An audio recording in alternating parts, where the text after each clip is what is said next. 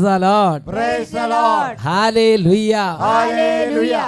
അഭിഷേകാഗ്നിയുടെ എല്ലാ പ്രേക്ഷകർക്കും യേശു ക്രിസ്തുവിൻ്റെ ധന്യനാമത്തിൽ കൃപയും സമാധാനവും. Praise the lord. Praise the lord. Hallelujah. Hallelujah. പ്രിയപ്പെട്ട ദൈവമക്കളെ, അഭിഷേകാഗ്നി ദൈവവചന ശുശ്രൂഷയുടെ സമയത്ത് ലക്ഷോപലക്ഷം കുടുംബങ്ങളിലും വ്യക്തികളിലും കർത്താവ് കൃപയും അനുഗ്രഹവും സൗഖ്യങ്ങളും ചൊരിയുന്നുണ്ട്. അതിൻ്റെ ഒരു പ്രധാന കാരണം യേശു ക്രിസ്തുവിൻ്റെ നാമത്തെ മഹത്വപ്പെടുത്താൻ പിതാവായ ദൈവം ആഗ്രഹിക്കുന്നു എന്നുള്ളതാണ്. മറ്റൊരു കാരണം, ലക്ഷോപലക്ഷം ആളുകൾ ശനിയാഴ്ച ഉച്ചയ്ക്ക് ഒരു നേരത്തെ ഭക്ഷണം ഉപേക്ഷിച്ച് ഞായറാഴ്ച അഭിഷേകാഗ്നി കാണുന്നവർക്ക് വേണ്ടി ഉപവസിച്ച് പ്രാർത്ഥിക്കുന്നുണ്ട്. നിങ്ങൾ ആരെങ്കിലും ഇനി അത് ഉപവസിക്കാത്തിട്ടുണ്ടെങ്കിൽ, പ്രിയ ദൈവമക്കളെ, ഞാൻ നിങ്ങളോട് അഭ്യർത്ഥിക്കുകയാണ്, സാധിക്കുന്നവരെല്ലാവരും തന്നെ ശനിയാഴ്ച ഒരു നേരത്തെ ഭക്ഷണം ഉപേക്ഷിച്ച് ഞായറാഴ്ച നടക്കുന്ന അഭിഷേകാഗ്നി ശുശ്രൂഷയ്ക്ക് വേണ്ടി ഫാസ്റ്റ് ചെയ്ത് ഉപവസിച്ച് പ്രാർത്ഥിക്കണമെന്ന് സ്നേഹപൂർവ്വം അഭ്യർത്ഥിക്കുകയാണ്. നിങ്ങളും ആ പ്രാർത്ഥനാ യജ്ഞത്തിലേക്ക് പങ്കുചേരുക. ഇന്ന് നമ്മൾ വചന ശുശ്രൂഷയിലേക്ക് പ്രവേശിക്കുകയാണ്. കർത്താവ് ചിന്തിക്കാൻ നൽകിയിരിക്കുന്നൊരു വചനം, ആരെയാണ് സേവിക്കേണ്ടത്, യജമാനനെയോ ഭൃത്യനെയോ? ഇത് കേൾക്കുമ്പോൾ ഒരുപക്ഷെ അതിൻ്റെ പൊരുൾ കിട്ടാതെ മനസ്സ് ഇതെന്താണെന്ന് ചിന്തിക്കുകയായിരിക്കാം.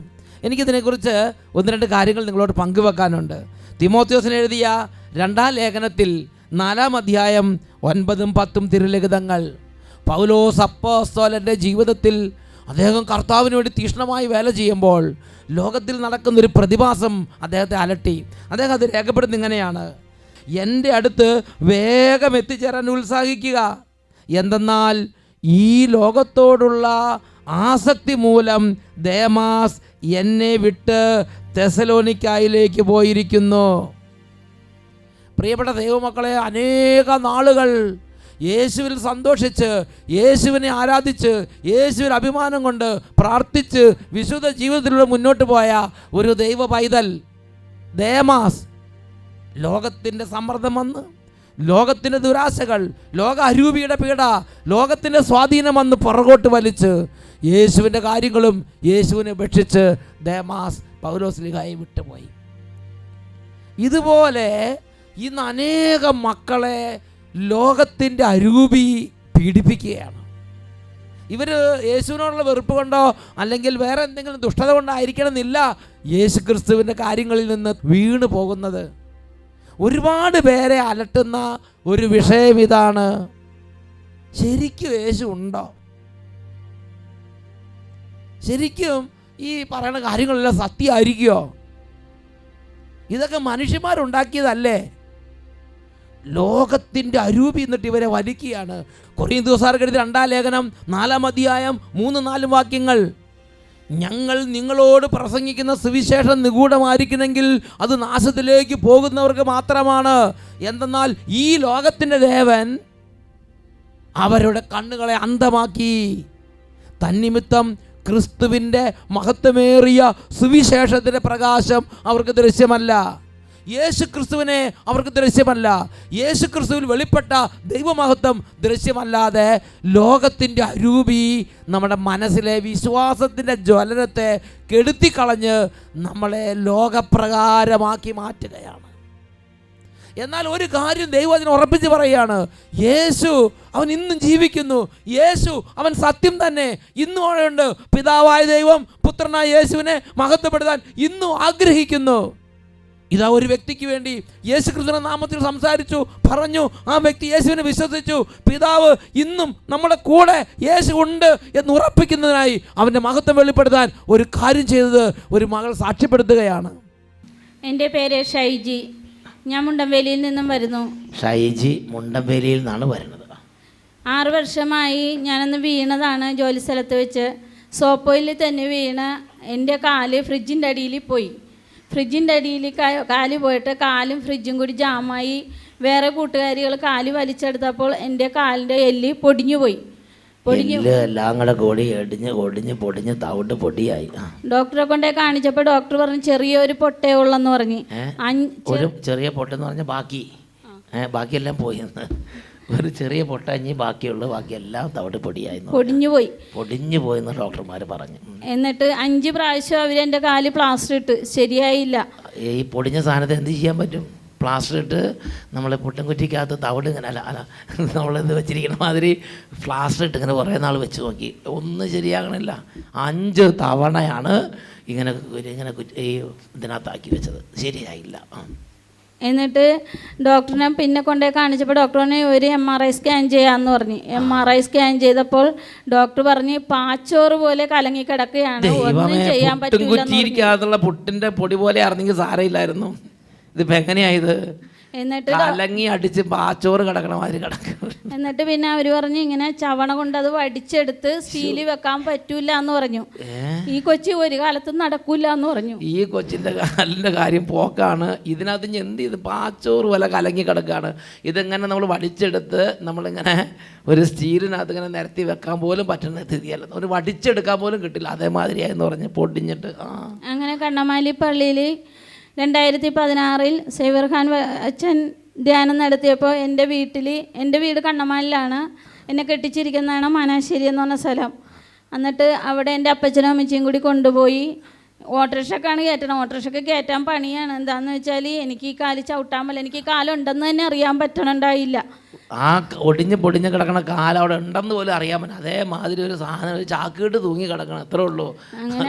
അങ്ങനെ ഓട്ടോയിൽ എന്നെ കൊണ്ടുപോയി കഴിഞ്ഞ് അച്ഛൻ എൻ്റെ തലക്ക് പിടിച്ച് പ്രാർത്ഥിച്ചു. അപ്പം ഞാൻ അച്ഛനോട് കാര്യങ്ങളെല്ലാം പറഞ്ഞപ്പോൾ അച്ഛൻ പറഞ്ഞു, മോൾ നടക്കാണ്ടൊന്നും ഇരിക്കില്ല, ശക്തിയോടുകൂടി പ്രാർത്ഥിക്കാൻ പറഞ്ഞു. അങ്ങനെ ഞാൻ അന്ന് തൊട്ട് ഞാൻ എൻ്റെ ദൈവത്തോട് ശക്തിയായിട്ട് പ്രാർത്ഥിക്കാൻ തുടങ്ങി. അച്ഛൻ സൂക്ഷിച്ചു നോക്കിയോ? ഈ വിഷയങ്ങളെല്ലാം പറഞ്ഞു അച്ഛനോട് അല്ലേ? അച്ഛനോടെല്ലാം ഞാൻ പറഞ്ഞു.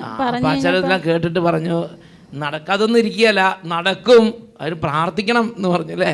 അങ്ങനെയല്ലേ പറഞ്ഞത്? അതെ അതെ, അങ്ങനെ തന്നെ അങ്ങനെ അച്ഛൻ പറഞ്ഞിട്ട് ഷാർപ്പായിട്ട് പറഞ്ഞാലും അച്ഛൻ നടക്കുമെന്ന് പറഞ്ഞപ്പോൾ എനിക്ക് സന്തോഷമായി. എന്താ വഴക്ക് പറഞ്ഞാലേ ഞാൻ നോക്കുമ്പോൾ ആകെ നിരാശപ്പെട്ടിരിക്കുകയാണ്, കാരണം പാച്ചോറ് കലങ്ങിയവരല്ലേ കലങ്ങി കിടക്കുന്നത്. പിന്നെ ഞാൻ പറഞ്ഞ് അച്ഛാ എനിക്ക് ഓട്ടോറിക്ഷയിൽ കാശ് കൊടുത്ത് ഞാൻ മടുത്തച്ഛാ, എനിക്കൊന്ന് ബസ്സിൽ കയറണമെന്ന് പറഞ്ഞ്.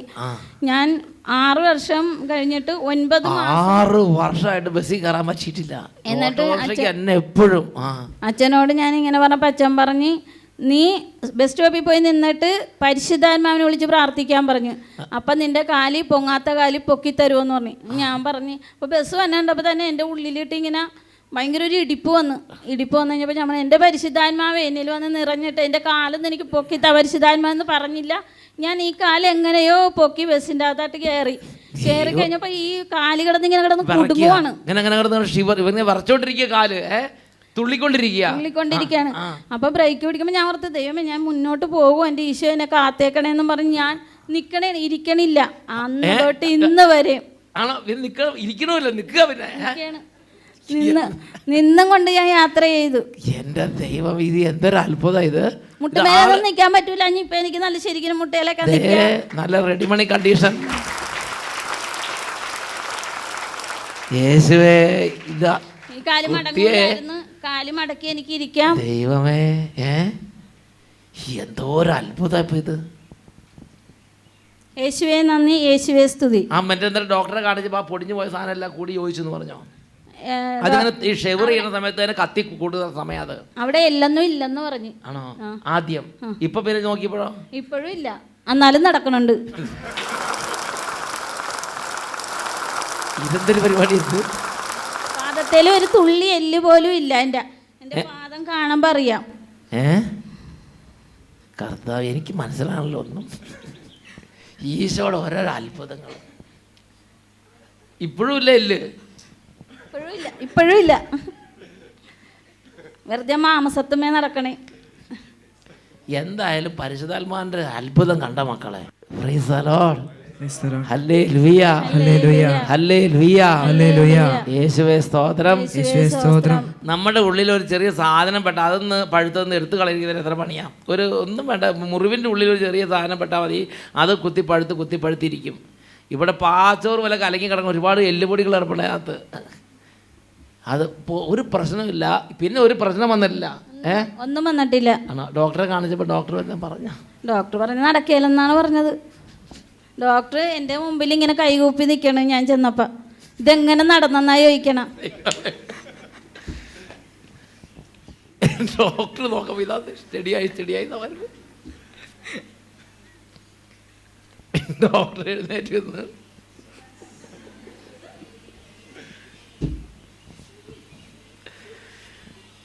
കർത്താവ് ഒരു ഗംഭീര പരിപാടിയാണുള്ളത്. അതായത് ബസ് മോളെ നീ ബസ് സ്റ്റോപ്പിൽ ചെന്ന് നീ പരിശുദ്ധാത്മാവോട് പ്രാർത്ഥിക്കും. നീ ഇവിടെ നിരാശപ്പെട്ട് കിടക്കാതെ നീ എഴുന്നേറ്റ് ബസ് സ്റ്റോപ്പിലേക്ക് പോകുന്ന അച്ഛൻ വഴക്ക് പറഞ്ഞില്ലേ. ആ സമയത്ത് കറക്റ്റ് ഒരു ബസ് വന്നു. അപ്പം ഇങ്ങനെ കാല് കടന്ന് ഇങ്ങനെ വിറയ്ക്കുക പോണം എന്ന് പറഞ്ഞു. ഈ കാല് തന്നെയാണ് ഞാൻ എടുത്ത് വെച്ചത് ഫസ്റ്റില്. എനിക്ക് കാല് പൊങ്ങൂലായിരുന്നു. ഈ ബസ് കണ്ടോണ്ട് കാലെടുത്ത് ഒറ്റ വെപ്പ്. യേശുവേ, ഈ കുട്ടിയുടെ വിശ്വാസവും ഞാൻ ഓർക്കുന്നുണ്ട്. കാട്ടന്മാരിൽ ഓട്ടോറിക്ഷയ്ക്ക് കൊടുന്ന് ആ കുട്ടി പറഞ്ഞ കാര്യങ്ങളെല്ലാം എനിക്കിപ്പോൾ പതുക്കെ എല്ലാം ഓർമ്മ വരുന്നുണ്ട്. ഗംഭീര നിസ്സാര കാര്യമല്ലാണ്ട് കർത്താവ് ചെയ്തത്. കർത്താവ് അസാധ്യങ്ങളെ സാധ്യമാക്കുന്ന കർത്താവ്. നീ അസ്ഥി ഇല്ലെങ്കിൽ അസ്ഥി വേണ്ട, നീ നടക്കുക, അച്ഛൻ പറഞ്ഞ പോലെ സംഭവിക്കട്ടെ എന്ന് കർത്താവ് അങ്ങോട്ട് പറഞ്ഞു. അതുപോലെ തന്നെ സംഭവിച്ചു. ഇതൊക്കെ കണ്ടു കഴിഞ്ഞാൽ വീട്ടുകാരെന്ത് പറഞ്ഞു? ഇത് പറയണ്ട, എല്ലാവരും വിശ്വസിച്ചു. ആണോ? അവർക്ക് ഭയങ്കര ഒരു സംഭവമായി. എന്നവർക്ക് പറഞ്ഞ ഹല്ലേലൂയ. ബസ്സിൽ കയറിയിട്ട് സീറ്റുണ്ട്. നമ്മളാണെങ്കിൽ ഇരിക്കാനുള്ള വയ്യാത്ത ആളാണെന്ന് പറയാം. വയ്യാത്ത ആളെന്ന് പറയാതിരിക്കപ്പോഴും നല്ലത്. Price the Lord. ഈ ചേച്ചി ഞാൻ ഇരിക്കണല്ലോ, ഞാൻ നിൽക്കുകയാണ്, എൻ്റെ കാലിൻ്റെ ശരിയായി എന്ന് പറഞ്ഞ് ആ കാലും പൊട്ടിച്ചൊരു പാച്ചോറോ കാലുമായിട്ട് നിൽക്കുക. കർത്താവിനെ സുഖപ്പെടുത്തി. Praise the lord. ഇന്നലെ ഡോക്ടർ ടെസ്റ്റ് ചെയ്ത് നോക്കിയിട്ട് അസ്ഥി ഇല്ലെന്ന് ഉറപ്പായും പറഞ്ഞോ? പറഞ്ഞു. ഇതിനകത്ത് അസ്ഥി ഇല്ലെന്ന് പറഞ്ഞു. എന്തിനു പ്രതിഭാസത്തിൽ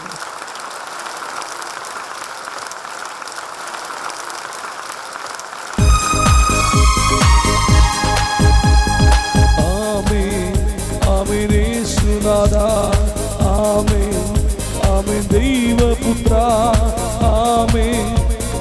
സർവശക്ത നിത്യപിതാവേ കൈകൾ ഉയർത്തി ആമേൻ യേശുനാഥ ആമേൻ ദൈവപുത്ര ആമേൻ സർവശക്ത നിത്യപിതാവേ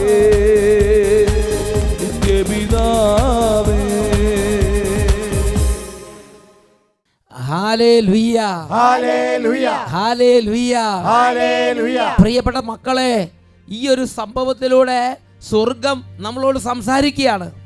ഹെബ്രായ ലേഖനം 1-ാം അധ്യായം 1-ാമത്തെ വാക്യത്തിൽ നമ്മൾ വായിക്കുന്നത് ഇങ്ങനെയാണ്: പൂർവകാലങ്ങളിൽ പ്രവാചകന്മാർ വഴി വിവിധ ഘട്ടങ്ങളിലും വിവിധ രീതികളിലും ദൈവം നമ്മുടെ പിതാക്കന്മാരോട് സംസാരിച്ചിട്ടുണ്ട്. അതുപോലെ ഇന്ന് ദൈവം വിവിധ രീതികളിൽ വിവിധ ശുശ്രൂഷകളിലൂടെയും നമ്മളോട് ദൈവം, പിതാവായ ദൈവം ഇന്ന് നേരിട്ട് സംസാരിക്കുകയാണ്. എന്താണ് ഇതിൻ്റെ അർത്ഥം? എന്താണ് ഈ സംഭവത്തിലുള്ള പിതാവായ ദൈവം ഇന്ന് എന്നോട്, നിങ്ങളോട് സംസാരിക്കുന്നത്? യേശു ക്രിസ്തുവിലൂടെ വെളിപ്പെട്ട രക്ഷയെ അവഗണിക്കരുത്. ഈ ലോകത്തിൻ്റെ പാപമാണ് യേശുവിനെ അവഗണിക്കുക. ഈ ലോകത്തിൻ്റെ പാപമാണ് യേശുവിനെ മറയ്ക്കുക. പ്രാർത്ഥിച്ചുകൊണ്ടിരിക്കുന്നവർ കുറച്ച് കഴിയുമ്പോൾ അവരുടെ ഉള്ളിൽ നിന്ന് യേശുവിനെ കുറിച്ചുള്ള ബോധ്യവും യേശുവിനെ കുറിച്ചുള്ള തീഷ്ണതയും കുറഞ്ഞു വരിക. വീട്ടിൽ യേശുവിനെ കുറിച്ചുള്ള തീഷ്ണത കുറഞ്ഞു വരിക. പള്ളിയിൽ യേശുവിനെ കുറിച്ചുള്ള തീഷ്ണത കുറഞ്ഞു വരിക. സഭാ സമൂഹങ്ങളിൽ, സഭാ യോഗങ്ങളിൽ യേശുവിനെ കുറിച്ചുള്ള തീഷ്ണത കുറഞ്ഞു വരിക. എന്നാൽ ഈ സംഭവത്തിലൂടെ പിതാവായ ദൈവം ഒരു കാര്യം പറയുന്നുണ്ട്: യേശു ഇന്നും നിങ്ങളുടെ ഇടയിലുണ്ട്, യേശു ഇന്നും പ്രവർത്തിക്കുന്നുണ്ട്. അപ്പോസ്തല പ്രവർത്തനം 4-ാം അധ്യായം 12 മുതലുള്ള വാക്യങ്ങൾ വായിച്ചപ്പോൾ ഒരു കാര്യം അച്ഛന് വെളിപ്പെട്ടു. പത്രോസും യോഹന്നാനും ഒരു രോഗിയെ സുഖപ്പെടുത്തി കഴിഞ്ഞപ്പോൾ ആ രോഗസൗഖ്യത്തെക്കുറിച്ച് അവിടെ സംസാരമുണ്ടായി. ആ സമയത്ത് പരിശുദ്ധാത്മാവ് പത്രോസ് അപ്പോസ്തലനോട് സംസാരിക്കുന്ന ഭാഗമാണ് അപ്പോസ്തല പ്രവർത്തനം 3-ാം അധ്യായം 12 മുതലുള്ള വാക്യങ്ങൾ.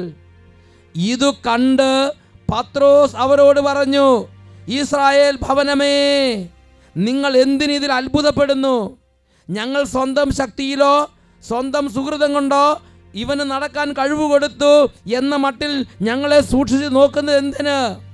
അബ്രാഹത്തിൻ്റെയും ഇസഹാക്കിൻ്റെയും യാക്കോബിൻ്റെയും ദൈവം, നമ്മുടെ പിതാക്കന്മാരുടെ ദൈവം തൻ്റെ ദാസനായ യേശുവിനെ മഹത്വപ്പെടുത്തിയിരിക്കുന്നു. നിങ്ങൾ അവനെ ഏൽപ്പിച്ചു കൊടുത്തു. പീലാത്തോസ് അവനെ വിട്ടയക്കാൻ തീരുമാനിച്ചിട്ടും അവൻ്റെ മുമ്പിൽ വെച്ച് നിങ്ങൾ അവനെ തള്ളി പറഞ്ഞു. പരിശുദ്ധനും നീതിമാനുമായ അവനെ നിങ്ങൾ നിരാകരിച്ചു. പകരം ഒരു കൊലപാതകയെ വിട്ടയക്കാൻ അവനെ നിങ്ങൾ അപേക്ഷിച്ചു. ജീവന്റെ നാഥനെ നിങ്ങൾ വധിച്ചു. എന്നാൽ ദൈവം അവനെ മരിച്ചവരിൽ നിന്ന് ഉയർപ്പിച്ചു. ഉറക്കെ പറയാ, ഹല്ലേലൂയ, ഹല്ലേലൂയ. മരിച്ചവരിൽ നിന്ന് ഉയർപ്പിച്ച, മരിച്ചവരിൽ നിന്ന് ഉയർത്തെഴുന്നേറ്റ യേശു ഇന്നും ഈ സമൂഹത്തിലുണ്ട്. അവൻ ഇന്നും പ്രവർത്തിച്ചു കൊണ്ടിരിക്കുന്നു. പ്രിയമക്കളെ, ഹൃദയം യേശു ക്രിസ്തുവിലേക്ക് തിരിക്കാൻ പിതാവായ ദൈവം ഇന്ന് എന്നെയും നിങ്ങളെയും തൊട്ട് വിളിക്കുകയാണ്. എല്ലാ ദൈവമക്കളും ഈ സമയം എഴുന്നേറ്റ് നിൽക്കുക. ദൈവത്തിൻ്റെ വചനം വിശുദ്ധ ലിഖിതങ്ങളിലൂടെ നമുക്ക് തരുന്ന വെളിപ്പെടുത്തലുകളിൽ പ്രധാനപ്പെട്ട ഒരു വെളിപ്പെടുത്തലാണ് സ്വർഗസ്ഥനായ പിതാവ് യേശു ക്രിസ്തുവിൻ്റെ നാമത്തെ മഹത്വപ്പെടുത്താൻ ആഗ്രഹിക്കുന്നു. ഞാനും നിങ്ങളും തീക്ഷ്ണമായി വിശ്വസിക്കുമ്പോൾ പിതാവായ ദൈവത്തിന് സന്തോഷമാണ്. ഞാനും നിങ്ങളും ഈ ലോകത്തുള്ള ആസക്തി മൂലം യേശുവിനെ ഉപേക്ഷിച്ച് പോകുമ്പോൾ പിതാവായ ദൈവത്തിൻ്റെ ഹൃദയത്തെ വേദനിപ്പിക്കുകയാണ്. പ്രിയ മക്കളെ, ഇന്ന് അനേകർ ലോക സുഖങ്ങളിൽ സന്തോഷിച്ച് ലോകത്തെ എൻജോയ് ചെയ്യാൻ വേണ്ടി ആഗ്രഹിച്ച് പ്രാർത്ഥന, വചനം, വിശുദ്ധി, ദൈവചിന്തയിലുള്ള ജീവിതം അതെല്ലാം ഉപേക്ഷിച്ച് തന്നിഷ്ടം പോകാൻ വേണ്ടി പ്രാർത്ഥന യേശുവിനെ ഉപേക്ഷിക്കുകയാണ്. ഈ സമയം പിതാവായ ദൈവം തൊട്ട് വിളിക്കുകയാണ്. ഇതാ നിനക്ക് വേണ്ടി കുരിശിൽ മരിച്ച യേശു, ശിരസ് മുതൽ പാദം വരെ ചോരയിൽ കുതിർന്ന് നിനക്ക് വേണ്ടി കുരിശിൽ പടഞ്ഞ് മരിച്ച് ഉയർത്തെഴുന്നേറ്റ യേശു നിന്റെ രക്ഷിതാവ്. രണ്ട് കരങ്ങളും കൂപ്പി ക്രൂശിതനായ യേശുവിനെ നോക്കി ഭക്തിപൂർവ്വം നമുക്ക് ധ്യാനിക്കാം. പിതാവായത് തൊട്ട് വിളിക്കുകയാണ്, മകനെ നീ യേശുവിനെ കാണുക, മകളെ നിന്റെ യേശുവിനെ നീ അറിയുക. രക്ഷിതാവിനെ കാണുക പാപി, രക്ഷിതാവിനെ കാണുക പാപി, നിന്റെ പേർക്കല്ലയോ ക്രൂശിന്മേൽ തൂങ്ങുന്നു, നിന്റെ പേർക്കല്ലയോ ക്രൂശിന്മേൽ തൂങ്ങുന്നു. രക്ഷിതാവിനെ കാണുക പാപി, രക്ഷിതാവിനെ കാണുക പാപി, നിന്റെ പേർക്കല്ലയോ ക്രൂശിന്മേൽ തൂങ്ങുന്നു, നിന്റെ പേർക്കല്ലയോ ക്രൂശിന്മേൽ തൂങ്ങുന്നു.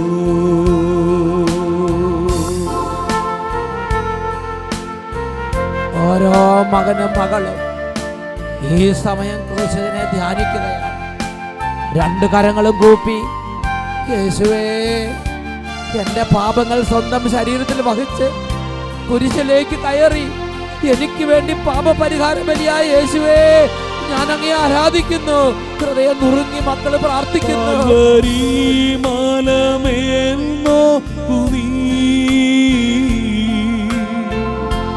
കാൽവരി മലമേൽ നോക്കുനീ, കാൽക്കരം ചേർന്നിതാ ആണിമേൽ തൂങ്ങുന്നു, കാൽക്കരം ചേർന്നിതാ ആണിമേൽ തൂങ്ങുന്നു. ജ്ഞാനപീഠമതിൽ കയറി, ജ്ഞാനപീഠമതിൽ കയറി, ഉള്ളിലെ കണ്ണുകൾ കൊണ്ടു നീ കാണുക, ഉള്ളിലെ കണ്ണുകൾ കൊണ്ടു നീ കാണുക. രക്ഷിതാവിനെ കാണുക പാപി, നിന്റെ പേർക്കല്ലയോ ക്രൂശിന്മേൽ തൂങ്ങുന്നു.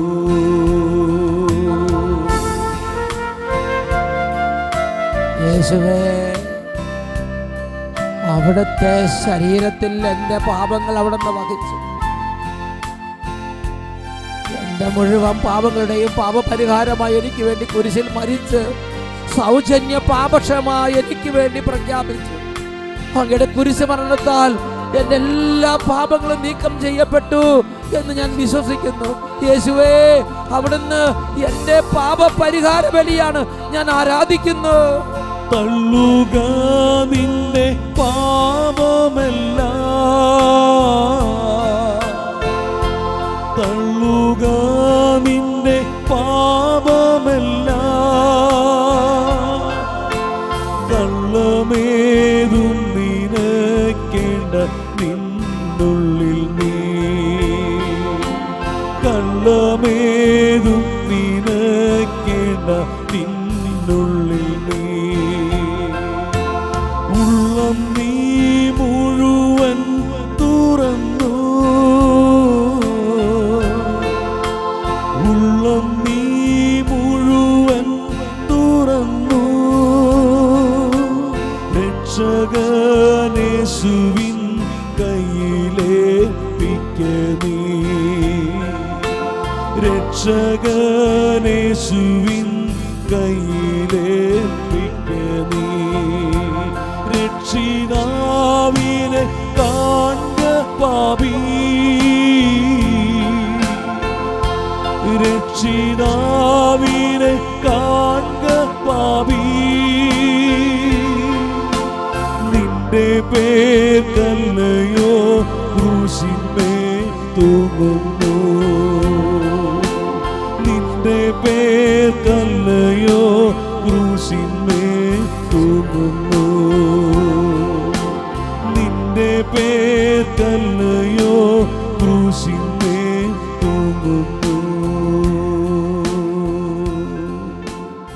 രണ്ട് കരങ്ങൾ ഉയർത്തി ക്രൂശിതനെ നോക്കി യേശുവേ, യേശുവേ, ഹൃദയം നുറങ്ങി യേശുവിന്റെ നാമത്തെ ഒരുമിച്ച് മക്കൾ വിളിച്ച് പ്രാർത്ഥിക്കുകയാണ്. ഈ സമയം വലിയ കൃപ, വലിയ അഭിഷേകം ഇതാ കുടുംബങ്ങളിലേക്ക്, ജീവിതങ്ങളിലേക്ക് സ്വർഗത്തിൽ നിന്ന് വർഷിക്കപ്പെടുന്നു. ഇരു കരങ്ങൾ ഉയർത്തി ഉച്ചത്തിൽ വിളിക്കുന്നു, യേശുവേ, യേശുവേ, യേശുവേ, യേശുവേ, യേശുവേ, യേശുവേ, യേശുവേ. കരങ്ങൾ ഉയർത്തി ഉച്ചത്തിൽ വിളിക്കുന്നു, യേശുവേ, തകർന്ന നാദാ, എനിക്കായി മുറിഞ്ഞ നാദാ, രക്ഷിതാവേ, എനിക്കായി തകർന്ന നാദാ,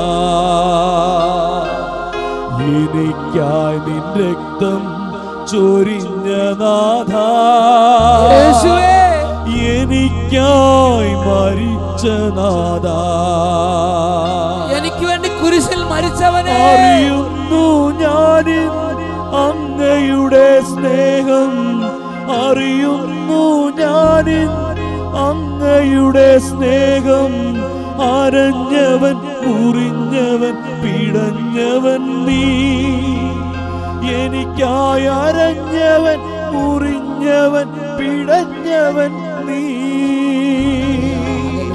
എനിക്കായി മുറിഞ്ഞ നാദാ, എനിക്കായി തകർന്ന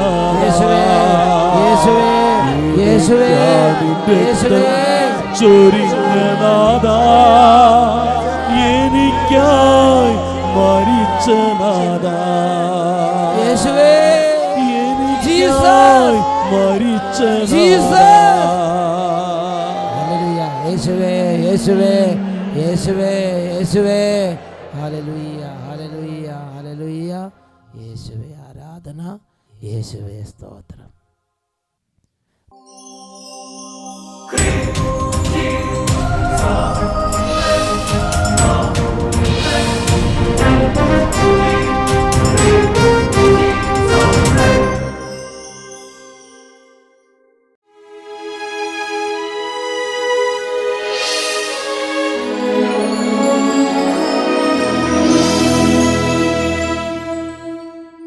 ഈ നിമിഷങ്ങളിൽ കുരിശിൽ മരിച്ച് കല്ലറയിൽ അടക്കം ചെയ്യപ്പെട്ട് മൂന്നാം നാൾ ഉയർത്തെഴുന്നേറ്റ് 40 നാൾ സ്വർഗാരോഹണം ചെയ്ത നമ്മുടെ രക്ഷകനായ യേശു ദിവ്യകാരുണ്യ രൂപനായി ഇന്ന് ഓരോ മക്കളെയും കുടുംബങ്ങളെ അനുഗ്രഹിക്കുന്ന സമയമാണിത്.